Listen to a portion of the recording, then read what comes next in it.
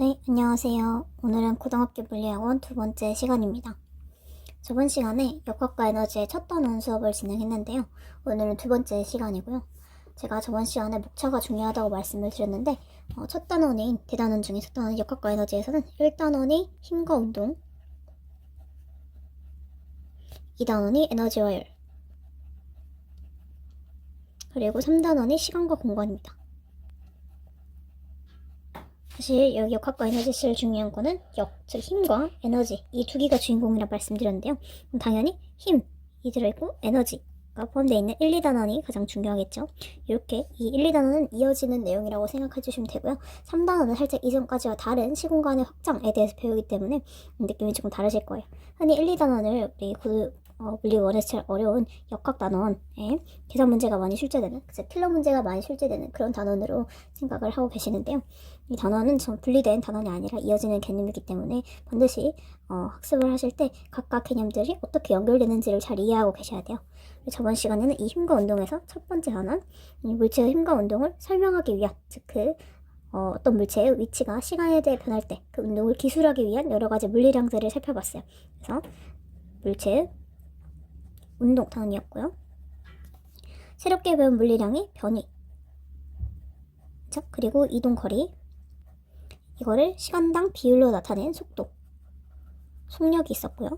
그리고 이 속도가 시간당 어떻게 변하는가를 나타낸 가속도라는 개념을 배웠어요. 그래서 이 변이와 속도, 이거가 어떻게 변하는지에 따라서 여러 가지 물체의 운동을 나눠서 생각을 해봤어요. 속도에는 이제 크기가 있고 방향이 있잖아요, 그렇죠? 크기, 방향. 속도의 크기, 즉 빠르기가 변하느냐, 그리고 빠르기가 변할 때 방향도 같이 변하느냐에 따라 물체 운동을 네 가지로 분류를 했었죠. 여기서 이제 중요한 게 이 물체의 여러 가지 운동 상태를 그래프로 나타내고, 그리고 그 네 가지 운동 중에 제일 중요한 등가속도 직선 운동을 제대로 해석하는 것이 중요한데 그거에 대해서는 따로 영상을 만들어서 올리도록 하고, 오늘은 두 번째 단어로 넘어가도록 할게요. 1-2단원은 뉴턴 운동 법칙입니다. 그리고 살짝 스포를 하자면 1-3단원이 이제 운동량과 충격량이에요. 다음 시간에 다룰 겁니다. 네, 자, 뉴턴 운동 법칙에 대해서 얘기를 해볼게요. 오늘은 뉴턴 운동 법칙. 자, 이 단어는 정말 중요한 단어이고요. 이 역학 단어는 핵심이라고도 할 수 있어요. 자, 기본적으로 물체의 운동을 누가 지배하냐에 대한 내용이에요. 기본적으로 뉴턴이 발견했기 때문에 당연히 뉴턴 운동 법칙이겠죠. 처음 들어본 내용은 아닐 거고, 아마 중학교 과학에서도, 중학교 과학이나 통합과학에서도 한 번쯤 들어보실 기회가 있었는데, 일단은 크게 세 개입니다. 항상 목차를 먼저 잡고 갈게요. 뉴턴 운동 법칙의 세 개는 1법칙, 관성의 법칙, 2법칙, 가속도의 법칙,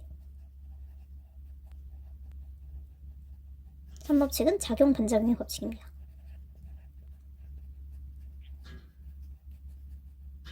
다 한 번쯤은 들어보셨을 거라고 생각해요. 자, 먼저 관성의 법칙에 대해서 알아볼게요.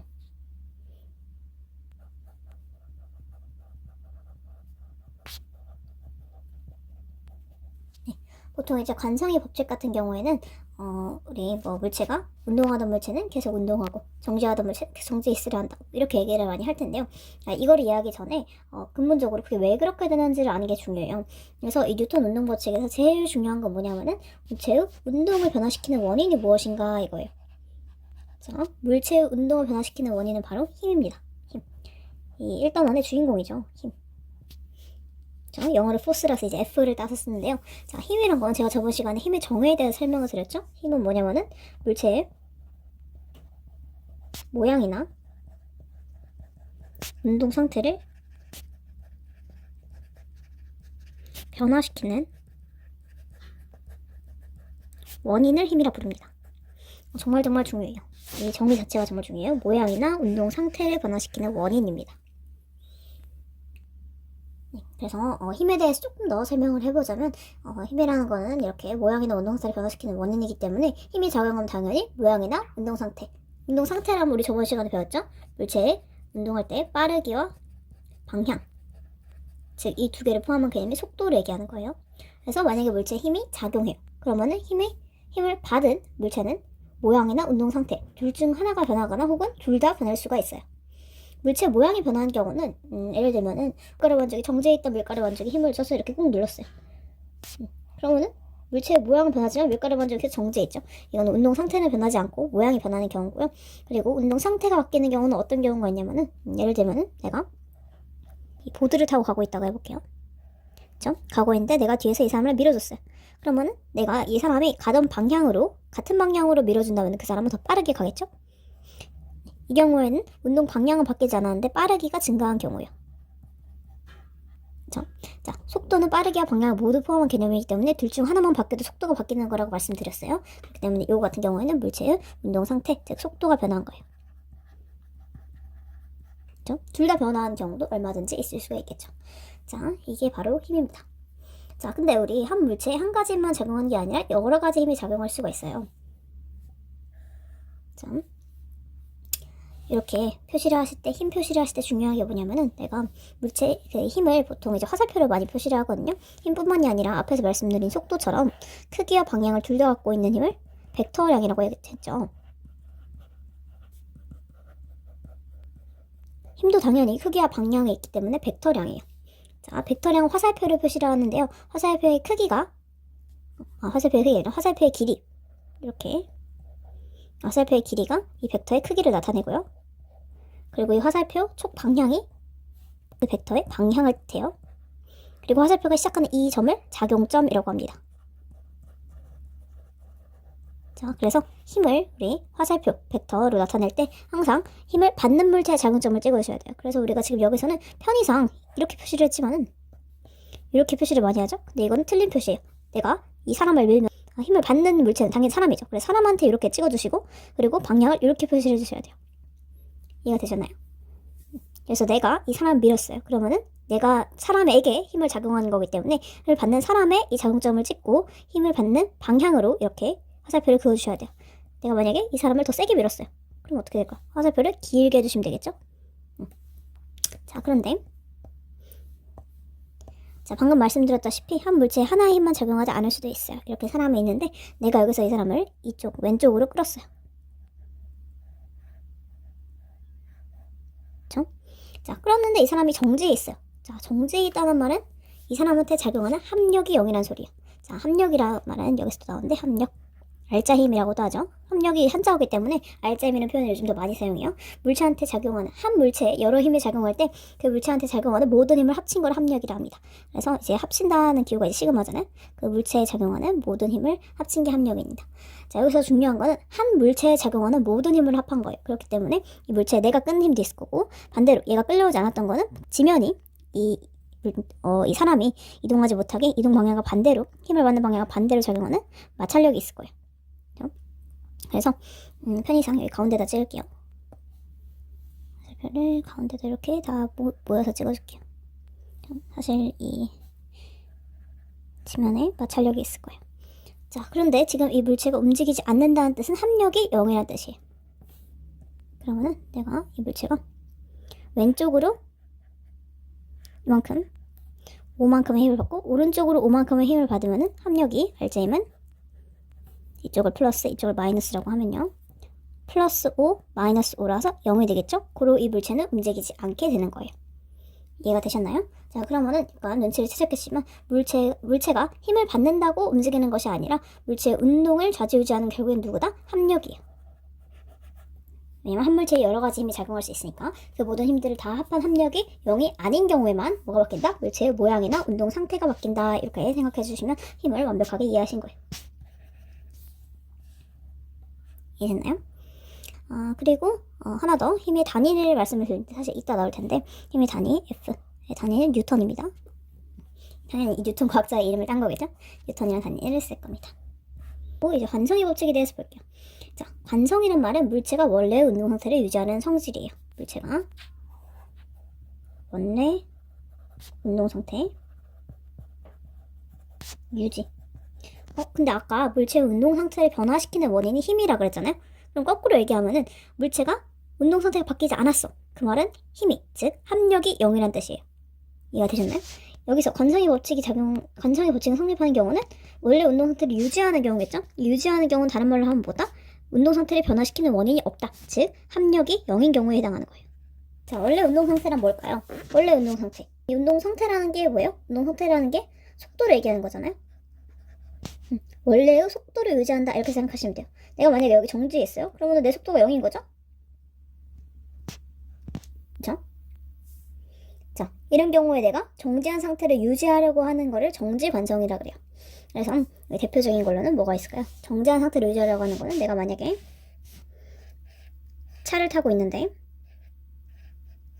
그럼 나는 이 차와 함께 여기 정지했죠? 근데 차가 갑자기 출발을 해요. 차가 갑자기 출발하는 경우에는 어떻게 돼요? 속도 0의 상태를 유지하려고 그래요. 그래서 순간적으로 뭐 한다? 나는 순간적으로 차가 일로 움직이면 나는 여기 있으려고 하니까 순간적으로 뒤로 쏠리는 것처럼 느껴진다. 그래서 급출발할 때 뒤로 쏠리는 거 기억을 하시고요.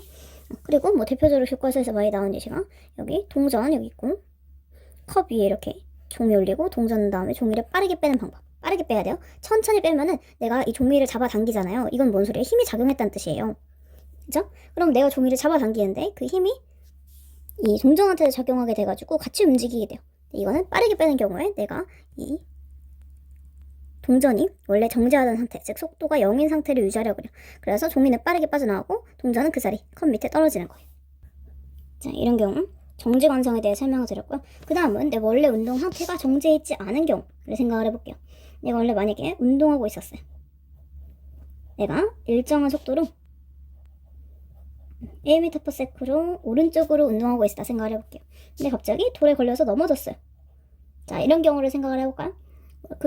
넘어진다는 거는 내 발과 몸이 싱크가 안 맞은 거죠, 그쵸? 발은 여기 걸려서 정지해 있는데 몸은 운동하는 상태 그대로 운동하려고 하니까 어떻게 되겠어요? 앞으로 이렇게 쏠리게 되는 거죠.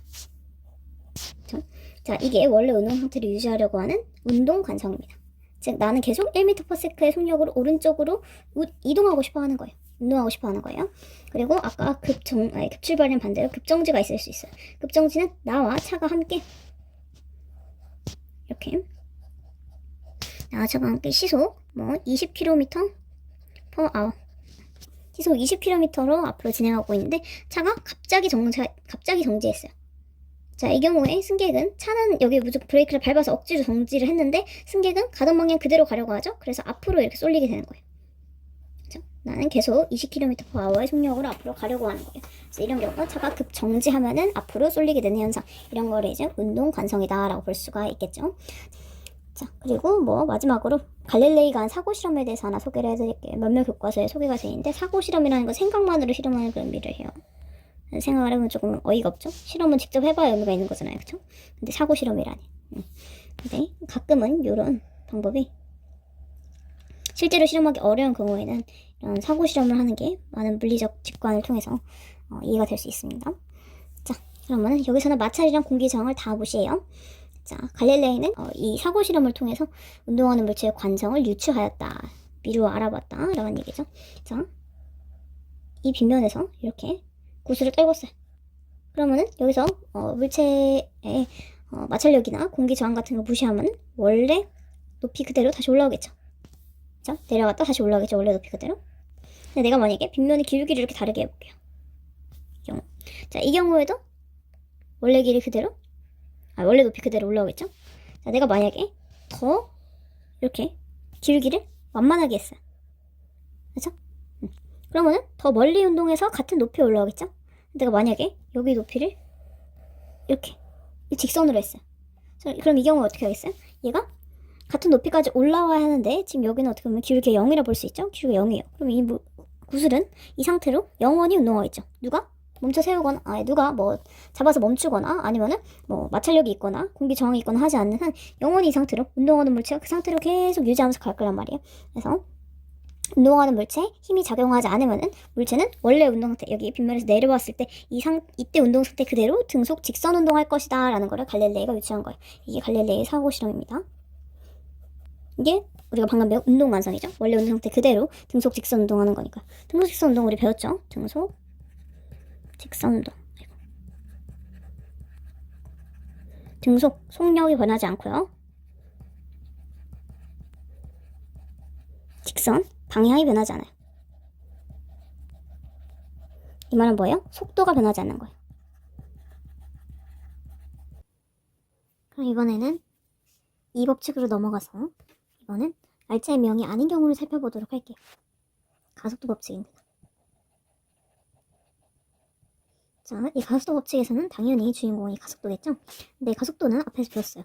속도 변화량을 시간으로 나눈 게 가속도였죠? 우리 A로 쓰기로 했어요.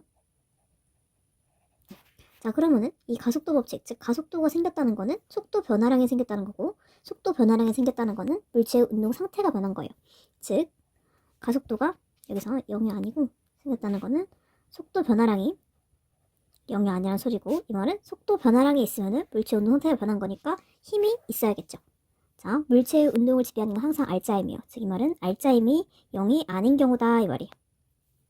자, 앞서서 우리 관성의 법칙에서 배운 게 뭐였냐면은 알짜임이 0인 경우에는 물체의 모양이나 운동 상태를 변화시키는 원인이 없기 때문에 물체가 원래 운동 상태를 유지한다고 했어요. 이번에는 알짜임이 0이 아닌 경우, 즉 합력이 0이 아닌 경우에서 물체의 운동 상태가 어떻게 변하는지를 볼 거예요. 그걸 다루는 게 가속도 법칙이고요. 자, 이때 알짜임이 0이 아니게 되면 당연히 속도 변화량이 생긴대요. 자, 물론 알짜임이 있더라도 운동 상태가 안 변하고 모양만 바뀔 수도 있어요. 근데 이제 그런 경우는 잘 다루지 않고 보통 빠르기나 방향 혹은 둘 다가 바뀌게 됩니다. 그래서 속도가 변하게 되는데요. 이 델타 속도를 시간으로 나눈 게, 즉 속도가 시간에 대해서 어떻게 변하는지를 보기 위한 물리량이 우리 가속도였어요. 자, 그런데 이 가속도와 물체의 질량, 그리고 우리가 물체한테 가해준 알짜임 사이에 어떤 관계가 있냐를 나타낸 게 그 유명한 뉴턴의 운동세 2법칙, F는 ma입니다. 근데 F는 ma가 나오게 된 배경에 이제 어떤 게 있냐를 볼 거예요. 가속도가 힘이 일정한 경우에, 알짜임이 일정한 경우에 얘가 일정해요. 가속도가 질량에 따라 어떻게 변하는지를 관찰을 했어요. 자, 이 실험은 이제 교과서에도 많이 나와 있는데요.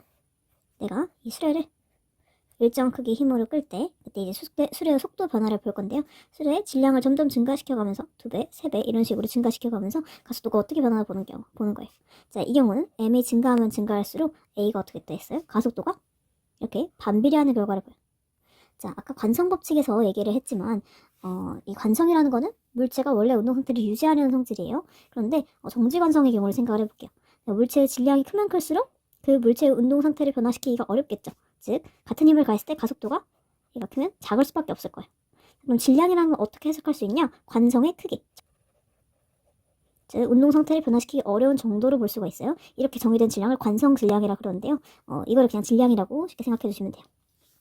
자, 아무튼 얘는 질량은 운동 상태를 변화시키기 어려운 정도이기 때문에 같은 힘이 작용할 경우에는 m과 a는 반비례하겠죠? 그래서 가속도가 질량에 반비례한다는 걸 이제 알게 됐어요. 자, 이번에는 질량이 일정한 경우를 봐볼게요. 항상 힘을 받는 물체에 이렇게 작용점을 찍어준다고 그랬어요. 자, 내가 같은 질량의 수레를 힘을 점점 이렇게 변화시켜가면서 물체의 가속도가 어떻게 변하는지 관찰을 했어요. 자, 그랬더니 어떻게 된다? 그래프가 알짜임이 증가할 때마다 가속도가 이렇게 더 커지겠죠. 네, 당연하죠. 왜냐면 물체의 운동을 지배하는 것은 알짜임인데 알짜임보다 운동 상태를 변화시키는 원이니까 당연히 힘이 크면 클수록 가속도가 커지겠죠. 그래서 A는 F랑 비례하더라. 자, 그래서 여기서 주인공은 A예요. 그래서 A가 이 가속도가 알짜임과는 비례하고 질량과는 반비례하더라 이렇게 나타낸 게 원래 이게 뉴턴 제2법칙의 원형이에요. 근데 이거를 우리가 보기 좋게 예쁘게 쓰다 보니까 양변에 M을 곱해서 F는 MA 이렇게 쓰는 거예요. 자, 이건 이제 품막 이렇게도 많이 외우죠. 자, 아까 앞에서 얘기한 단위 얘기를 조금 해볼게요. 힘의 단위가 뉴턴이라 그랬죠. 자, 근데 물리에서 새로운 단위를 정의할 때는 기존에 있던 기본적인 단위끼리 계산해서 새로운 단위를 만들거든요. 이 질량의 단위, 기본 단위 킬로그램이고요. 가속도의 기본 단위는 미터 퍼 세크 제곱이었어요. 자, 그러면 1뉴턴이라는 걸 결국에 어떻게 정의했냐?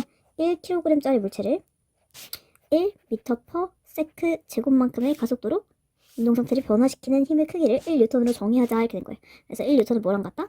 단위가 킬로그램 곱하기 미터 퍼 세크 제곱 이렇게 됩니다. 같은 거예요. 이렇게 정의를 한 거예요. 단위 얘기를 조금 해봤고요. 그리고 이제 이 알짜임이 어떻게 가해지느냐에 따라서 물체의 운동 상태가 천차만별로 변하겠죠. 이거를 분석을 하고 당연히 이제 힘이 한 개가 아닐 거예요. 한 물체 힘이 여러 개 작용할 수도 있고요. 혹은 두 물체가 한 물체처럼 연결돼서 이동할 수도 있어요. 이제 여기서 이제 다양하게 나오는 게 예를 들면 도르라든가 뭐 이런 상황들인데, 자, 이런 상황에 대해서 기본적으로 F는 MA를 어떻게 적용하는가가 이제 굉장히 중요해요. 고등학교 물리에서 거의 이 부분에 힘 분석이 안 되면은 거의 그 계산 문제를 풀기 어려우실 거예요. 일단은 전체 힘 분석이 굉장히 중요해요. 분석. 힘 분석이라는 거는 이 물체에 가해진 여러 가지 힘을 어떤 방향으로 작용하는지 분석해서 알짜임이 어떻게 됐냐를 파악하는 거예요. 항상 알짜임이 제일 중요해요. 왜냐? 물체의 운동 상태 변화를 만들면 결국 알짜임이니까. 그래서 이게 잘 돼야지 문제를 잘 푸실 수가 있는데, 그 다음에 이 알짜임 분석을 한 다음에 F는 MA를 사용해서 가속도를 구하는 거예요. 이체 운동. 두 개의 물체가 운동하는 그런 상황 같은 경우에는 따로 영상을 만들어서 이런 경우에 힘 분석을 어떻게 하고 가속도 계산이라든가 여러 가지 계산을 어떻게 하는지 다뤄보도록 할게요. 여기서 자료가 너무 양이 많아져가지고. 자, 우선 가속도 법칙에 대한 설명은 이제 이 정도 한 것 같아요. 그러면은 3법칙으로 넘어갈게요. 자, 가속도 법칙을 보고 나면은 이제 1법칙이 2법칙의 특수한 경우라는 거 잘 알겠죠? F는 MA인데 여기서 F가 0일 때가 우리가 보는 1법칙인 거예요. F가 0은 당연히 A도 0이겠죠. 그래서 가속도가 0이니까 속도 변화가 없고, 속도 변화가 없으면 원래 속도를 유지한다. 관상의 법칙이랑 자연스럽게 연결이 되죠. 자, 이 정도 하고, 그리고 3법칙으로 넘어가 볼게요. 3법칙은요, 작용 반작용 법칙입니다. 자, 작용 반작용 법칙은 한마디로 하면 뭐냐? 힘은 상호적이다라는 거예요. 자, 상호적이다라는 말이 조금 어렵게 느껴질 수 있는데, 상호적이다. 다른 말로 하면 뭐냐? 상호작용이다. 상호작용이라는 건 뭐예요? 반드시 혼자서는 안 돼요. 두 물체 사이의 인터랙션, 관계인 거예요. 응? 그래서 우리가 여태까지는 어떤 경우를 많이 봤냐면은 합력 얘기를 많이 했거든요. 그래서 한 물체에 여러 힘이 작용하는 경우를 봤어요. 이렇게 여기서 탁자 위에 올려진 물체를 볼게요. 자, 이 물체가 정지해 있는 거는 알짜임이 0이기 때문이에요. 자, 근데 알짜임이 왜 0일까요? 분명히 지구가 얘를 당기는 중력이 있을 거예요. F중 이렇게 쓸게요. 자, 근데 왜 얘가 지구 방향으로, 중심 방향으로 떨어지지 않고 정지했어요? 이에 상응하는, 이거와 크기는 같고, 크기는 같고, 방향은 반대인 힘이 얘한테 작용하고 있어서 그래. 이거는 탁자가, 즉, 이 바닥 표면이 얘를 밀어 올리는 힘이에요. 이런 걸 이제 수직항력이라고 그래요. 그래서 F, 보통 N으로 써요, 수직항력. 그래서 여기서는 시그마 F 작용하는 힘을 다 합하면은 F 중, 그리고 이거 방향의 반대니까 마이너스죠? 마이너스 FN. 두 개의 크기가 같아서 합력이 0입니다. 자, 여태 우리 이런 경우를 많이 봤어요. 이런 경우는 힘의 평형이라 그래요. 힘의 평형. 자, 이거는 한 물체에 크기가 같고 방향이 반대인 힘이 이렇게 일직선상으로 작용해서 합력이 0을 이루는 경우를 힘의 평형이라 그래요. 자, 그런데 우리는 이제 힘 각각을 볼 거예요. 자, 이 중력이라는 힘을 한번 볼까요? 자, 중력이라는 힘은 반드시 힘이 작용하는데 두 물체가 필요해요. 자, 힘은 근본적으로 두 물체 사이의 상호작용이라 그랬어요. 혼자서는 안 돼요. 그러면은 이 중력이라는 힘은 뭐냐? 근본적으로 지구와 물체가 서로 잡아당기는 힘. 잡아당기는 힘을 인력이라고 해요. 한자에서 읽어도. 자, 이건 지구와 물체라고 나와 있지만은 중력을 조금 더 넓게 보면은 질량을 가진 두 물체 사이에는 항상 중력이 작용해요. 그래서 질량을 가진 두 물체 사이에 서로 잡아당기는. 자, 여기서 중요한 건 사이, 서로예요. 자, 그럼 이 말은 뭐예요? 지금 이 중력이라는 거는 내가 지구가 있는데, 자, 지구는 질량을 가졌죠? 그 질량 중심이 이제 지구 중심 어딘가 있을 거예요. 물론 질량 중심과 지구 중심은 항상 일치하는 건 아니에요. 자, 근데 이거 여기에 여기 우리가 집을 짓고 살고 있고, 거기 이제 탁자 위에 이 물체를 놔둔 거잖아요, 그렇죠? 근데 이 중력이라는 힘, 여기서 우리가 말하는 중력은 지구와 이 물체 사이에 이렇게 왔다 갔다 하는 상호작용을 중력이라고 얘기하는 거예요. 그래서 항상 두 물체가 필요해요. 여기서 지구랑 물체 이렇게 되는 거예요. 그래서 선생님이 지금 표시를 이렇게 양방향으로 했는데 기본적으로 하나의 힘이기 때문이에요, 중력. 자, 근데 이거를 누구 입장에서 보느냐에 따라서 이제 표현을 다르게 할 수가 있는데요. 자, 중력은 서로 당기는 힘이에요. 당기는 힘은 물체 입장에서 보면은 지구가 나를 지구 중심 방향으로 당기는 거예요. 그죠? 그래서 이쪽을 갖다 본 거죠. 이렇게 본 거죠. 그죠? 자, 근데 지구 입장에서 보면요. 지구 입장에서 보면은 물체가 나를 자기 중심 방향으로 이렇게 끌어당기거든요. 헷갈리지 않게 얘도 같이 표시를 할게요. 이렇게 끌어당겨. 즉, 이 왔다 갔다 화살표를 누구 입장에서 보느냐에 따라서 이렇게 방향이 반대가 되는 거예요. 그런데 뭐다? 어쨌든 크기는 같아요. 크기는 이 화살표 크기로 같아요. 즉, 얘네한테 작용하는 힘은 누구 입장에서 보느냐에 따라 방향은 다를 수 있지만 크기가 같고 근본적으로 뭐다? 하나의 힘, 하나의 상호작용이다. 자, 근데 내가 물체 입장에서 보면은 지구가 나를 당기는 힘을 작용이라고 해석할 수가 있는 거예요. 그럼 반드시 물체도 반대 방향으로 지구를 당기는 힘, 반작용이 있는 거예요. 이를 작용 반작용이라면 흔히 나오는 말이 뭐예요? 한 물체가 다른 물체에 힘을 가하면 그럼 힘을 받은 물체, 이 친구도 힘을 가한 물체, 이 친구의 크기가 같고 방향이 반대인 힘, 동시에 작용한다 라는 거예요. 근데 이거는 이제 항상 상대적이라는 거 알겠죠? 내가 물체 입장에서 봤기 때문에 지구가 나를 당기는 게 작용이고 그리고 내가 지구를 당기는 건 반작용이지만 지구 입장에서 보면은 물체가 나를 당긴 거예요. 그래서 그게 작용이고 그렇죠? 그리고 내가 물체를 당기는 힘은 반작용 이렇게 될 수 있겠죠. 근데 여기서 조금 의문점이 생길 수도 있는데 자, 그러면은 지금 이 상황에서는 물체한테 중력 외에도 다른 힘이 작용하고 있어서 물체가 멈춰 있지만 예를 들면 물체에 중력 외에 다른 힘이 작용하지 않고 있다면 예를 들면 뉴턴의 사과나무 같은 경우에는 사과가 똑 떨어졌잖아요. 그렇죠? 자, 이 경우에는 사과가 자, 이 가지가 사과를 당기는 힘이 있었고 그리고 지구가 사과를 당기는 힘이 있었을 거예요. 이 두 힘이 평형을 이뤄가지고 아까 이 물체처럼 평형하게 있었는데 갑자기 가지가 당기는 힘이 사라진 거예요. 그럼 중력밖에 안 남기 때문에 어떻게 해요? 이거는 이제는 알제의 0이 아닌 거죠. 이렇게 되면은 델타가 아니라 시그마 F가 0이 아니기 때문에 가속도가 작용해요. 그렇죠? 이 가속도를 중력 가속도라고 해요. 자, 그러면 이 물체는 중력 가속도로 속도가 점점 빨라지면서 떨어질 거예요. 어디로? 지구 중심으로. 그렇죠? 자, 근데 분명 그러면은 지구가 사과를 당기는 힘은 항상 반작용이 있죠. 뭐예요? 사과가 지구를 당기는 힘이에요. 그래서 여기서 내가 작용을 뭘로 봤다? 지구가 사과를 당기는 힘. 자, 주어와 목적어 구별 잘 해주셔야 돼요. 그럼 항상 반작용으로 자, 크기는 같은데 방향은 반대인 사과가 지구를 당기는 힘이 있을 거예요. 자, 그런데 왜 사과는 지구 중심 방향으로 떨어지는데 지구는 사과 중심 방향으로 떨어지지 않냐 이렇게 생각하실 수가 있어요. 자, 이 경우는 둘이 지금 이 작용과 반작용 항상 크기는 같다 그랬죠? 여기서 크기, 즉 F는 같아요. 근데 F는 MA죠. 그렇죠? 이 F는 같아요. 근데 방향만 반대지. 크기는 같아요. 근데 F는 MA죠. 근데 이 M이 지구 질량이 사과 질량보다 훨씬 크겠죠? 그래서 가속도가 있긴 있는데 지구의 가속도는 사과의 가속도와 비교도 할 수 없게 엄청 작은 거예요. 이해됐나요? 그래서 사과는 이 큰 가속도로 떨어지는 것처럼 보이지만 지구도 분명히 가속도가 있긴 있어요. 근데 이제 너무 작아서 티가 안 나는 거다라고 볼 수가 있어요. 또 지구에는 지구보다 큰 물체가 작용하는 중력, 예를 들면 태양 그런 거대한 친구들이 작용하는 중력 말고 지구 위에 이런 짜잘한 것들이 작용하는 중력은 별로 티가 나지 않는다라는 거예요. 그래서 이런 경우 이게 정리가 됐으면 좋겠고 이제 교과서에 많이 나오는 예시 뭐 있죠. 뭐 A가 B를 밀면 B도 똑같이 A를 민다 이거죠.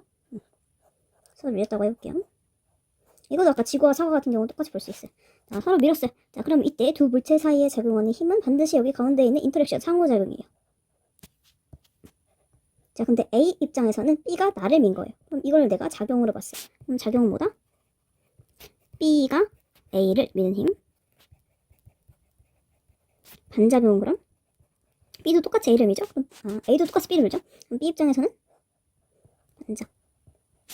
A가 B를 미는 힘이 있어요. 자, 두 힘이 크기는 같고 방향은 반대예요. 그렇죠? 자, 근데 지금 보면은 이 지구와 사과할 때랑 마찬가지로 작용 반작용은 뭐다? 여기서 주어와 목적어만 바꿔준 걸 볼 수 있어요. 그럼 바로 이 반작용이죠. 그래서 주어와 목적어의 순서만 바뀌었지 여기 다른 데 들어오면 안 돼요. 예를 들면 지구와 사과를 당긴 힘 말고 여기서는 뭐 나무가 사과를 당긴 힘 이런 게 있을 수 있겠죠. 나무가 사과를 당기는 힘은 지구가 사과를 당기는 힘과 평형을 이룰 수는 있어요. 평형이라는 건 서로 다른 힘이 합성된 거예요. 한 물체에 적용하는 서로 다른 힘이.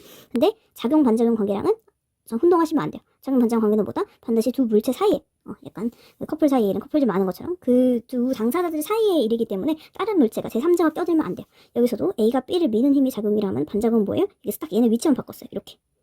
그러면은 A가 B를 미는 힘이 반작용이 되는 거예요. 자, 그리고 또 하나 더 힘의 평형과 반작용을 많이 헷갈리시는데 힘의 평형 같은 경우에는 기본적으로 알자 힘이기 때문에 한 물체에 화살표가 여러 개 찍혀요.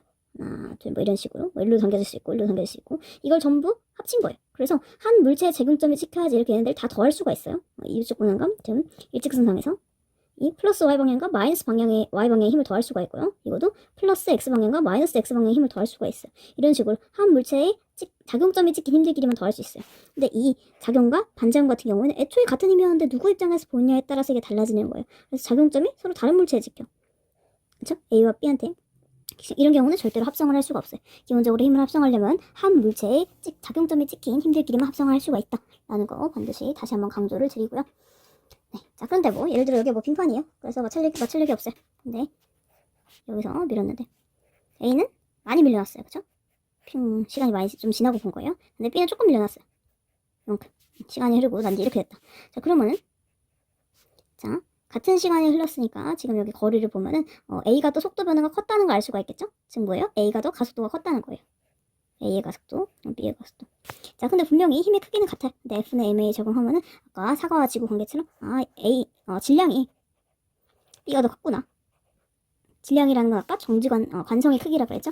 그래서 같은 힘이 가해져도 A의 속도를 변환시키는 것보다 B의 속도를 변환시키기가 더 어려웠던 거예요. B의 질량이 더 크니까. 그래서 B의 가속도가 A의 가속도보다 더 작구나 라는 걸 이해를 할 수가 있죠. 됐나요? 그리고 이 작용 반작용 같은 경우에는 이렇게 A와 B가 지금 서로 밀었잖아요. 이렇게 접촉하는 경우 적용 가능하지만 이렇게 지구와 물체, 지구와 사과 이런 것처럼 서로 떨어져 있는 상태에서 작용할 수 있어요. 작용 반작용은 모든 힘에 대해 성립하는 법칙이기 때문에 당연히 접촉이든 비접촉이든 모든 경우에 다 가능합니다. 성립하는 거예요. 접촉은 전혀 상관이 없다. 그렇죠? 자, 그래서 이 정도 작용 반작용의 예시를 설명을 한 것 같고요. 그리고 예시를 하나만 더 들어볼게요. 자, 우주 공간에서 로켓이 어떻게 나갈까에 대한 질문이 있는데, 자, 생각을 해보세요. 우리가 우주 공간이 아니라 예를 들면은 그냥 배에서 노를 젓는다고 해볼게요. 자, 그럼 뭐 여기 노가 있겠죠? 노를 저을 건데, 그럼 내가 여기서 팔 힘을 줘가지고 노를 움직여요? 그러면 노가 물을 밀어요, 그쵸? 노가 물을 이렇게 뒤로 밀죠. 여기 있던 물이 있어요. 물을 이렇게 그릴게요. 자, 그러면은 노와 물 사이에 상호작용하는 이 힘을 볼 거예요. 자, 그럼 노는 물을 뒤로 밀어요. 그럼 이제 물이 받는 힘이니까 물한테 작용점을 지켜야 돼요. 이렇게 되죠. 자, 그러면은 이거에 대한 반작용으로 물이 같은 크기의 반대 방향으로 노를 앞으로 밀겠죠. 그쵸? 이게 마이너스 F. 이게 작용 반작용 이렇게 볼 수 있어요. 자, 그러면 이제 물이 노를 밀어주기 때문에 결과적으로 배가 앞으로 나갈 수가 있는 거예요. 자, 이게 물뿐만이 아니라 공기에서도 적용이 되는 거죠. 그래서 공기가 있는 경우에는 공기를 밀어내면서 즉 뭐 땅에서 상관없어요. 우리가 앞으로 나갈 수 있는 이유는 우리가 땅을 발로 밀기 때문이에요. 그런데 우주 공간에는 공기가 없어요. 아무것도 없어요. 그렇죠? 근데 얘는 어떻게 나갈까? 뭔가 밀 물체, 이 친구랑 상호작용할 물체가 있어야 되는데 이 로켓이랑 상호작용할 물체가 있어야 되는데 여기 바깥에 그래야지 그 친구가 얘를 밀어줄 텐데요. 그렇죠? 공기라든가 물이라든가 이런 게 있어야 되는데 근데 우주 공간에 그런 게 없잖아요. 그렇죠? 자, 그런 경우는 어떻게 하나? 로켓이 안에 연료가 있죠? 자, 이 로켓 연료를 태워서 그 에너지로 여기에 가스를 배출해요. 연료, 가스입니다. 를 배출해요. 그러면은 로켓이 가스를 뒤로 미는 거예요. 배출한다는 게 내뿜는 거니까요. 그러면은 이건 누구와 누구 사이? 로켓과 가스 사이의 힘을 볼 거예요. 자, 로켓이 이 태운 에너지를, 연료의 에너지를 이용해서 가스를 뒤로 이렇게 밀어줘요. 그죠? 그럼 그에 대한 반작용으로 가스가 로켓을 앞으로 밀어줘요. 자, 그러면은 이 가스를 뿜어냄으로써 이 로켓이 추진력을 얻을 수가 있는 거예요. 자, 이 힘으로 로켓이 앞으로 나갈 수가 있습니다. 자, 이해됐나요? 그래서 이 상호작용을 통해서 로켓이 공기가 없는 우주 공간에서도 앞으로 나아갈 수가 있다라는 거 얘기를 했고요. 자, 이렇게 이거를 이제 한마디로 얘기하면 뉴턴 운동 3호 지름보다 모든 힘은 상호적이다, 상호작용이다라는 거예요. 자, 그래서 여기까지 해서 우리 1단원에 1-2단원 제일 중요한 뉴턴 운동 법칙에 대해서 3가지 법칙 설명을 했고요. 네, 그리고 여기서 중요한 가속도 법칙에 대해서는 사실 이거를 분석하는 문제를 푸는 거에 대해서 할 말이 많은데 요거는 나중에 다른 영상으로 따로 정리해서 올리도록 할게요.